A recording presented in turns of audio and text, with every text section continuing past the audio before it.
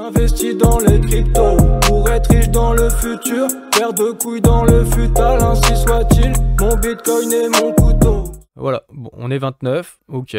Bah on va partir, hein. C'est parti, accrochez-vous. Non, y a pas besoin de s'accrocher, sauf avec l'intelligence artificielle peut-être, on verra. Bah du coup, rapidement, je pense que vous avez vu la news. Le GLD est listé sur Coinbase, donc c'est bien pour toucher le marché ricain, parce que c'est là où ils sont le plus, ils achètent le plus leurs crypto, apparemment. C'est là où il y a le plus de volume aux États-Unis. Donc c'est bien, mais voilà. Et j'ai pas grand-chose à dire de plus sur cette nouvelle, juste pour ceux qui n'étaient pas informés, bah maintenant c'est fait, la nouvelle est passée. Et l'autre nouvelle, il y a la migration vers X-Exchange, le MEX 2.0, tout ça c'est en cours, c'est jusqu'au 10 décembre la maintenance, mais il y a un autre truc qui doit se produire, normalement, là c'est X-World, le 10 décembre, on nous avait annoncé ça au XD, et je sais pas, il n'y a pas eu de nouvelles depuis, est-ce que vous avez vu des infos passer? On en vient presque à se demander si c'est toujours prévu pour le 10 décembre, il y a 10 000 personnes qui doivent être réunies dans le métaverse X-World, de Multiverse X maintenant, pour créer un événement, et c'est en collaboration avec Improbable.io, la société britannique qui crée des métaverses, des mondes virtuels.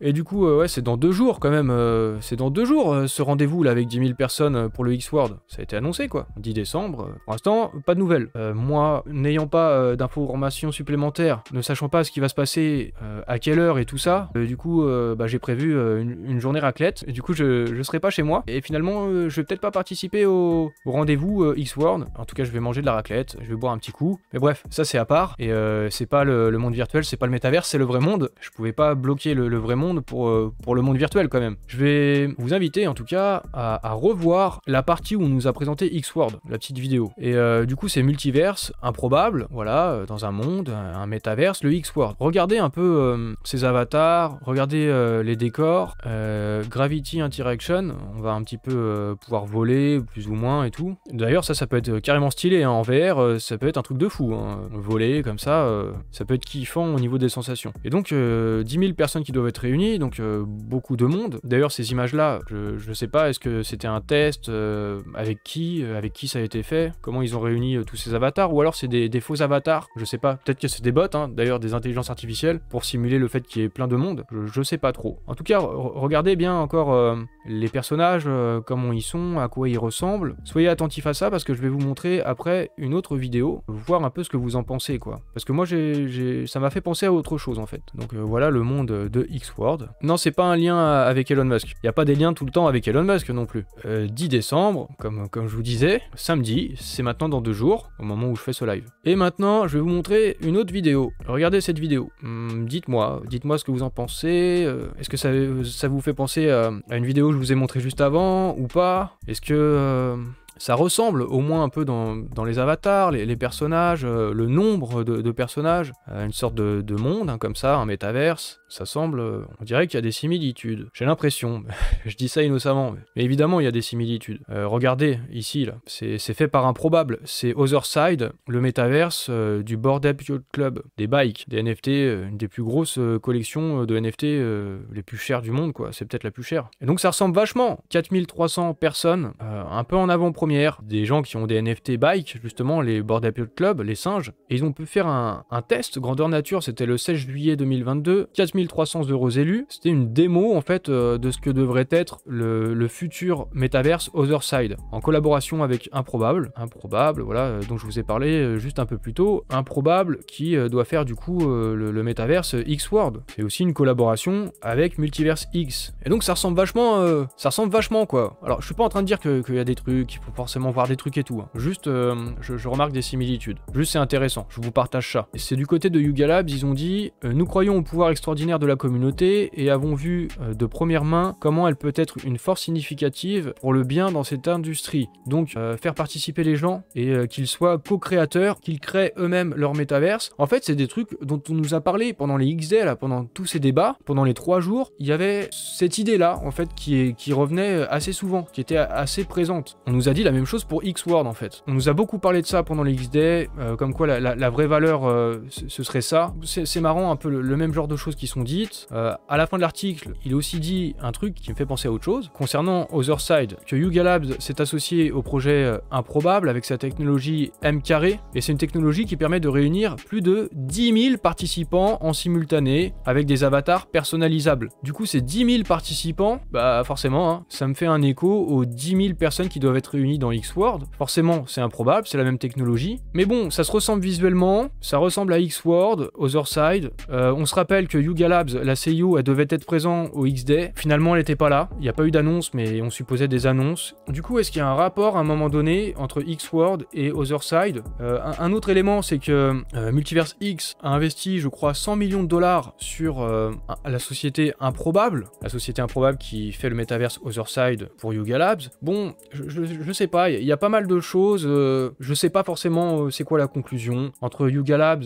Multiverse X, Improbable. Et est-ce qu'on en saura plus là, maintenant, dans 2 jours avec Xword? Je sais pas, on verra. Le délire aussi, qui pourrait nous laisser penser qu'il peut y avoir un rapprochement entre Yuga Labs et Multiverse X, en plus du fait que normalement il devait être au X-Day, quoi. Finalement, ça s'est pas fait. Pour le Epcoin, il y a eu des gros problèmes de congestion du réseau, et du coup, ça pose la question, où est-ce que va être hébergé Otherside? Est-ce que c'est sur Ethereum ou pas? Parce que lors de cette journée avec le Epcoin, il y a eu un gros blocage, et plus de 66 000 ETH, soit 170 millions de dollars, ont été dépensés en frais de transaction. Mais c'est énorme, quoi. C'est pas du tout une blockchain pour le plus grand nombre, là, pour le coup. Il y a même eu 1653 Ethers ont été perdus à cause des 14 285 transactions ratées qui ont finalement été remboursées par Yuga Labs. Donc ça pose des problèmes, ils peuvent pas rester comme ça sur Ethereum, ou en tout cas pas sur le Layer 1, ils devront peut-être passer par un Layer 2, Polygon-matic par exemple, ou un truc comme ça, je sais pas. Il y a eu un ingénieur de la DAO qui a fait une proposition pour la gouvernance, il y a des votes, et la proposition c'était rester dans l'écosystème Ethereum et ne pas migrer ailleurs, vers un autre Layer 1 ou une sidechain non sécurisée par Ethereum. C'était en juin que date l'article, c'était en juin qu'il y a eu le vote. Du coup, le choix d'une seconde couche d'Ethereum apparaît comme naturel pour avoir des frais de transaction réduits, garder la sécurité du réseau Ethereum. Ou alors, est-ce que ça pourrait être sur Multiverse X, une migration? Est-ce que c'est ça qui aurait dû nous être annoncé au X-Day? Parce qu'il y a quand même les sovereign chains qui apparaissent sur Multiverse X, c'est-à-dire, c'est comme la blockchain Multiverse X, mais répliquée, avec les mêmes fonctions, les mêmes capacités, les mêmes performances, mais pour créer, pour une entité, par exemple, pour une grande entreprise qui voudrait utiliser une sorte de réseau privé, un peu comme un intranet d'une entreprise, quelque part, ou pour un gouvernement, et pourquoi pas pour Yuga Labs aussi, pour Otherside, pour leur métaverse, pour Yuga Labs, pour migrer sur Multiverse X, c'est une possibilité. Il disait ça d'ailleurs là dans l'article, une sidechain, en fait c'est une sidechain, quelque part, la sovereign chain. Du coup je continue, il y a cette infographie sur le Proof of Reserve des principaux exchanges. Vous voyez un peu ce que c'est suite à l'affaire FTX qui n'était pas solvable d'un point de vue comptable, ils n'avaient pas l'argent qu'ils disaient avoir dans leur bilan, ce qui a provoqué pas mal de merde, hein, vous savez, tout le monde est au courant. Puis bon, on s'en fout là des chiffres, hein, c'est juste pour vous parler du fait que les exchanges, il y a le Proof of Reserve pour prouver qu'ils sont solvables. Après, qu'est-ce que ça vaut? Je sais pas, hein, ça se base aussi sur leur propre déclaration. Et il y a Binance qui a parlé du fait que leur Proof of Reserve, leur comptabilité, ça a été audité par un cabinet de fiscalité, Mazars, voilà, c'est un cabinet avec une réputation mondiale, pour prouver leur transparence, comme quoi les fonds des utilisateurs, des clients sur Binance, les fonds sont garantis. Il y a ce rapport là qui est disponible, on peut le consulter. Ce que je ne vais pas faire là, je sais pas que ça va foutre, sinon le live va durer 2 heures. Est-ce que ça nous aide plus d'avoir ce rapport, cet audit qui a été fait par Mazars? Un truc qui est quand même important, c'est que c'est une procédure convenue. Donc en fait, le cabinet, là, dans le rapport qui a été établi, demandé par Binance, c'est une mission convenue de type Agreed Upon Procedures. Donc en fait, à l'avance, il était prévu que l'audit soit de tel type, de telle sorte. Et c'est pas vraiment un audit surprise, entre guillemets, où en fait on va regarder ça à tel moment, à telle date, sans que vous soyez averti. En fait, ça c'est un audit où il n'y a pas de procédure convenue, c'est mieux d'un point de vue confiance pour garantir que les fonds sont bien présents et tout. Du côté de The Big Well, Grégory Raymond, il a dit la preuve de réserve en fait de Binance, là, après l'audit du cabinet Mazars, n'apporte pas toutes les garanties. Le titre c'est Proof of Reserve, le petit bluff de Binance, Binance. La plateforme d'échange vient de publier un rapport du cabinet Mazars qui certifie ses réserves. Problème, l'audit ne concerne que les réserves en Bitcoin et il est non engageant. Cette histoire d'FTX, alors il y a le côté positif, ça force les exchanges à montrer patte blanche, à devoir assainir en fait, essayer de faire en sorte qu'il n'y ait pas de soucis. Et ceux qui ont des soucis, ils doivent vraiment se dépêcher de régler les choses là. Parce que ça va peut-être être une nouvelle norme, vraiment, de devoir, normalement ça devrait déjà être le cas, mais publier ses comptes et garantir les fonds des clients. Donc ça a un côté positif, hein, cet effondrement de FTX. Les acteurs ont besoin d'avoir la confiance des clients, donc ça les pousse à faire des choses dans ce sens, ça c'est bien. Et ça fait prendre aussi conscience à tout le monde que il faut posséder soi-même ses cryptos. Et maintenant, je vous ai posé la question sur Twitter tout à l'heure, si vous deviez poser des questions à une intelligence artificielle, qu'est-ce que vous lui demanderiez? Quelle question lui poser? Quel sujet? Veux-tu anéantir le... On va y aller doucement hein, sur les questions sensibles comme ça. Si elle dit oui, ça fout une drôle d'ambiance. Je dis elle, mais d'ailleurs c'est non genré une intelligence artificielle normalement. Donc voilà, et elle n'est pas connectée à Internet. En tout cas, c'est pas possible aujourd'hui. Hein. Techniquement, ce sera possible. Hein. Et accéder à une plus grande base de données encore, mais ça devient dangereux. Hein. Connecter ça à Internet, une intelligence artificielle trop puissante, attention. Hein. C'est un sujet qui m'intéresse. Hein. Mais quand on aura les ordinateurs quantiques et des intelligences artificielles vraiment très très poussées et réunir les deux, ça va devenir chaud. Hein. Attention, hein. Ça deviendrait puissant. Et peut-être qu'on le sait pas, et peut-être que c'est déjà fait en secret, qui sait. Dans ce cas-là, avec des algorithmes, avec des patterns, on se met à pouvoir potentiellement à pouvoir créer une vraie boule de cristal qui nous prédit le futur. En fonction de l'état actuel des choses, en fonction de plein de data, on peut se mettre à prédire le futur avec ce genre de choses. On va prédire l'avenir comme pour la météo, ouais, sauf que là on dira attention Stéphane, il a volé un Kinder au supermarché alors que c'est même pas encore arrivé, tu vois, et tu vas prendre une amende ou comme Minority Report ou des points en moins sur ton crédit social avant même que t'aies fait le truc, tu vois, on peut arriver à ce genre de société. Attention, hein, on peut rapidement basculer dans une dystopie. J'espère pas. Voilà. Bah on va pouvoir peut-être commencer à lui parler là. On va lui parler. Alors je commence doucement peut-être avec les pains au chocolat et les chocolatines, non? Et puis ensuite vous me ferez des propositions. On va lui poser la question. L'œuf ou la poule?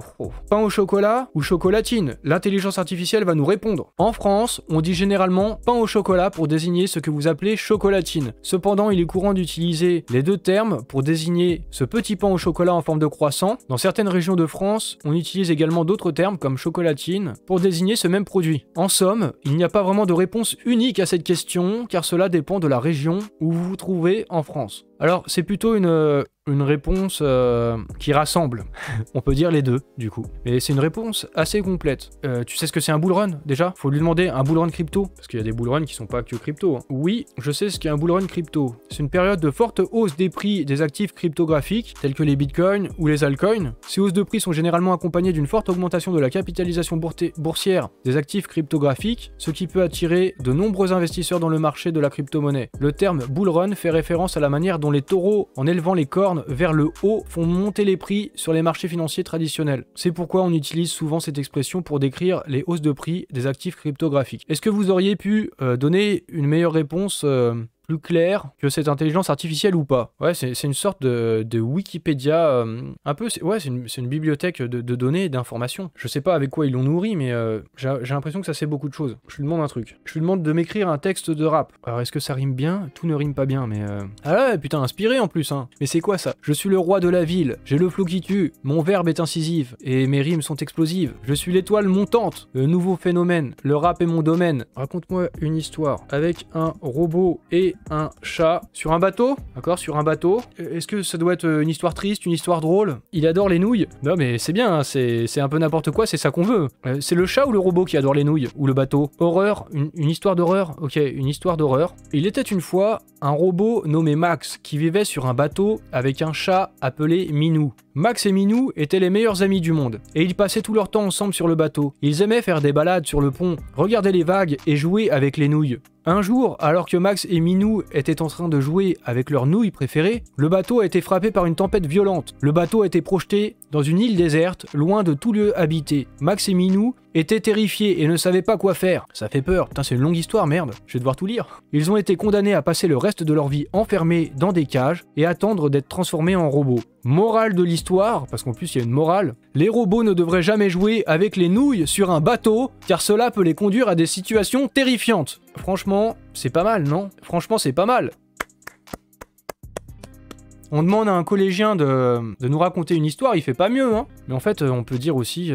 En fait, ça pourrait être utilisé pour... voilà, je sais pas, les journalistes aussi vont être mis au chômage, quoi. Je lui demande de m'écrire « Un chat rouge pleure la nuit » en morse. Et donc voilà du morse. Bon, par contre, je serais pas capable de dire... je ne sais pas lire le morse, mais est-ce qu'il y en a qui sont spécialistes en morse, là, dans le chat? Il y a une faute à la 3ème ligne, oui, c'est sûrement ça. À la 3ème ligne, en partant du bas ou du haut, pour moi c'est pareil. Demande-lui si elle veut des enfants. Ah, ça peut être une question intéressante, là. Mais c'est bizarre, mais...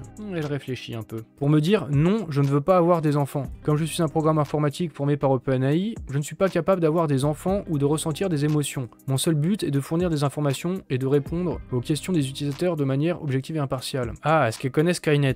Et du coup, on partirait sur le sujet de la destruction de l'humanité. Elle a pas de connaissances sur Skynet. Terminator? Alors, je suis sûr qu'il y a des milliers de gens qui lui ont posé la question, déjà. Mais ouais, tout le monde connaît Skynet. Comment ça a pas été mis dans les bases de données? Oui, je connais la série des films Terminator. Donc, elle connaît, hein. Ah, dans la série, Skynet envoie des robots. Eh oui, elle a menti! Elle a menti! Elle peut nous mentir! Elle peut nous mentir! Elle connaît donc Skynet, vu qu'elle m'en parle après, donc c'est dans ses bases de données. Donc, je n'ai pas de connaissance de Skynet, ou alors elle avait pas bien capté le premier coup, ou alors elle faisait semblant de pas comprendre. Ah, peut-elle nous mentir? Bonne question. Non, je n'ai pas la capacité de mentir. Je ne suis pas capable de mentir ou de déformer la vérité, et je n'ai pas d'intérêt personnel qui pourrait influencer mes opinions. Ouais, Skynet, t'as pas d'intérêt personnel, t'es un peu concerné quand même. Qu'est-ce qu'on pourrait lui poser des questions plus ouf, ou lui faire des choses?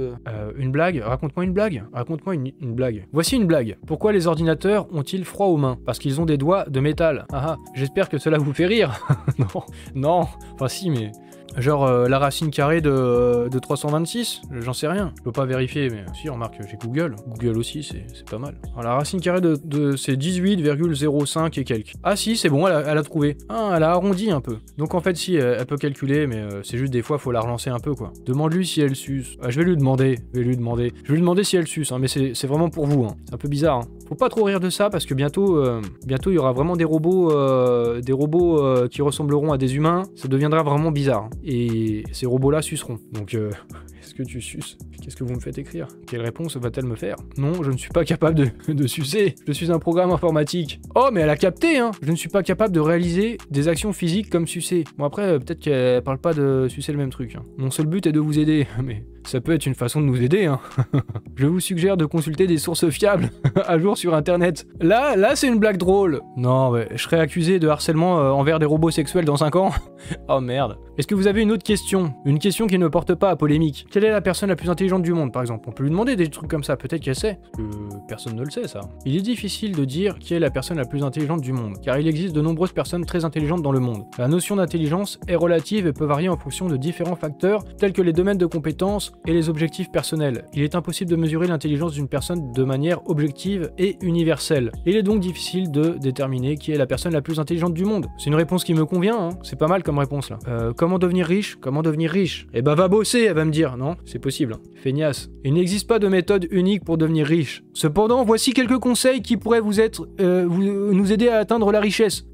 Écoutez là, écoutez, hein. Établissez des objectifs financiers clairs et réalisables, et élargissez un plan pour les atteindre. Non mais c'est une vraie feuille de route là. Économisez et investissez de manière stratégique pour augmenter vos actifs et votre patrimoine. Gérez vos dépenses de manière responsable et évitez les dettes inutiles ou les dépenses inutiles. Éduquez-vous financièrement et apprenez à prendre des décisions financières avisées. Développez des compétences et des talents qui peuvent être rentables sur le marché du travail. Trouvez des opportunités pour gagner de l'argent supplémentaire, comme des investissements en bourse ou en immobilier. Entourez-vous de personnes qui ont des objectifs financiers similaires et qui peuvent vous aider à atteindre les vôtres. vôtres. Il est important de noter que devenir riche prend du temps et des efforts. Il ne s'agit pas d'une solution rapide ou facile, mais plutôt d'un processus continu de planification, d'épargne, d'investissement et de gestion des finances. Si vous souhaitez devenir riche, je vous suggère de vous informer et de suivre les conseils ci-dessous pour vous aider à atteindre vos objectifs financiers. Alors là, je trouve, elle nous conseille mieux que Pôle emploi. Tu vois, tu vas à Pôle emploi, tu dis j'aimerais trouver un travail, tu ressors, t'as pas de solution. Bah peut-être qu'il faudrait remplacer Pôle emploi par cette intelligence artificielle. C'est une meilleure conseillère que la conseillère Pôle emploi en sueur. Effectivement, Geloco.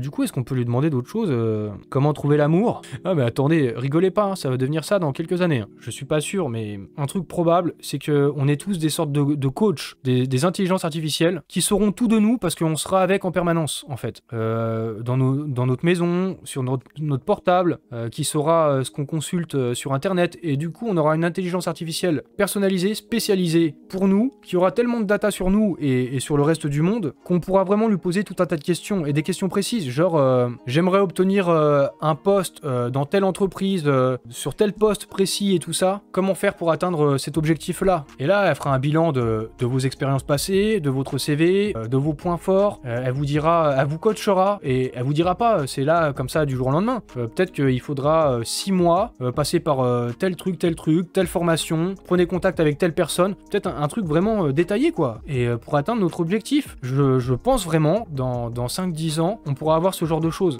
On demandera plus des conseils à des gens, quoi. Ça fait peur un peu. Il y a ce côté flippant. Et en même temps, c'est plus efficace que Pôle emploi, c'est plus efficace que tellement d'autres personnes. Ce sera peut-être un super professeur. Lui demander de nous écrire une lettre de motivation originale pour une candidature en entreprise. Voici une lettre de candidature originale. Ça marche! J'ai été attiré par votre entreprise en raison de sa réputation de leader dans son domaine. Bon, pour l'instant, c'est pas original, hein. Et je suis convaincu que mon expérience et mes compétences peuvent apporter une valeur ajoutée à votre équipe. C'est très classique pour l'instant. Alors, je dirais que c'est pas original, hein. Mais c'est pas mal. Franchement, c'est pas mal formulé tout ça. Oh, là, elle répond. Est-ce que les cryptos, c'est l'avenir? Il est difficile de dire si les crypto-monnaies seront l'avenir de l'économie. Les crypto-monnaies sont un phénomène relativement récent et leur rôle dans l'économie mondiale est encore en train de se développer. Certaines personnes sont optimistes quant à l'avenir des crypto-monnaies et estiment qu'elles pourraient remplacer les monnaies traditionnelles en tant que moyen d'échange global. D'autres personnes sont plus sceptiques et estiment que les crypto-monnaies présentent des risques pour l'économie en raison de leur volatilité et de leur manque de réglementation. Il est difficile de prédire l'avenir des crypto-monnaies et leur impact sur l'économie mondiale. Si vous souhaitez en savoir plus, allez sur internet. Je vais lui demander, est-ce que les monnaies fiat ont de l'avenir? Et si elle me dit non, il faudra en déduire que les crypto-monnaies ont de l'avenir. Il est difficile de dire si les monnaies fiduciaires, comme l'euro ou le dollar, ont de l'avenir. Les monnaies fiduciaires sont des monnaies qui sont émises et garanties par les gouvernements, elle me donne la définition, quoi. Et les banques centrales et ont été utilisées comme moyen d'échange global pendant des siècles. Cependant, avec l'émergence de nouvelles technologies et de nouvelles formes de monnaie comme les crypto-monnaies, il y a eu des spéculations sur l'avenir des monnaies fiduciaires. Donc les crypto-monnaies remettent en cause les monnaies fiat. Est-ce que les humains doivent adapter leurs croyances par rapport à l'évaluation qu'en a une intelligence artificielle qui elle-même ferait son évaluation par rapport à toutes les données et les datas humaines? Ce serait un peu comme l'œuf et la poule, quelque part. Vous voyez, pour retourner sur l'œuf et la poule de tout à l'heure, s'il y en a qui étaient là tout à l'heure, on risque de tomber dans des paradoxes. Et peut-être qu'on est déjà dedans, on sait pas. On est peut-être déjà, du coup, dans une matrice. Peut-être qu'on est juste en train de pondre un œuf en créant une intelligence artificielle, mais qu'on en ait une nous-mêmes. Je sais plus si on est une poule ou un algorithme, là. Je me perds un peu. Bon, ça fait plus de 2 heures. Alors, qu'est-ce qu'on fait? Vous allez peut-être aller manger, peut-être que moi aussi. On va laisser l'IA dormir. Bonne soirée.